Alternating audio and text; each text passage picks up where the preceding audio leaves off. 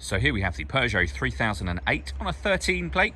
I'm going to start off by showing you around the outside of the car, and then we'll hop in and run through some controls on the inside. From the outside though, you can see it's a 5-door car with alloy wheels. Let's start off inside the boot and then work our way around the rest of the car from there. As we approach the back of the car, you can see we have plenty of space in here, along with that 60/40 split folding rear seat should you wish to increase this space even further. Okay, so we're just going to work our way back around to the front of the car, and then we'll hop in and run through some controls on the inside. You can see though from the outside, now that we've done a full circle of it, it's in lovely condition the whole way round. Just briefly before we climb in, I think it's what we're seeing the interior from this exterior point of view. There's plenty to run through on the dashboard, so let's hop in and we'll do that now. Okay, now that we're inside the car, we're going to start with the dials. On the left-hand side, we have the rev counter, and on the right-hand side, we have the speedometer. We have the total miles for the car over there as well. They're 112,865, and in the middle, we have the trip computer.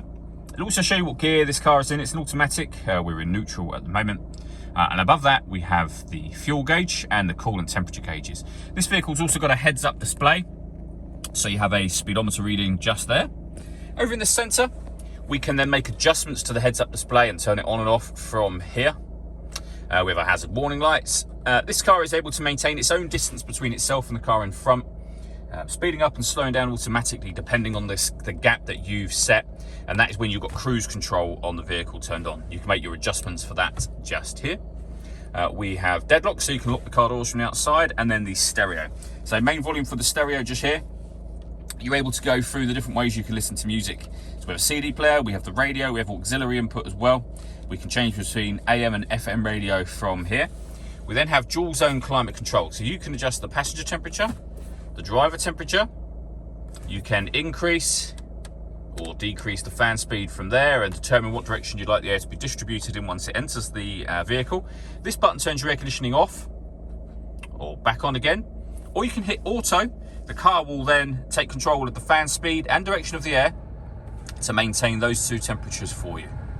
To override that, just make any manual adjustment. You'll see auto's now gone off. You can put it back on your own settings here. We then have the gear lever for the automatic gearbox, along with an electronic handbrake. And then this button here, which will operate the sun blind, which I'll show you now.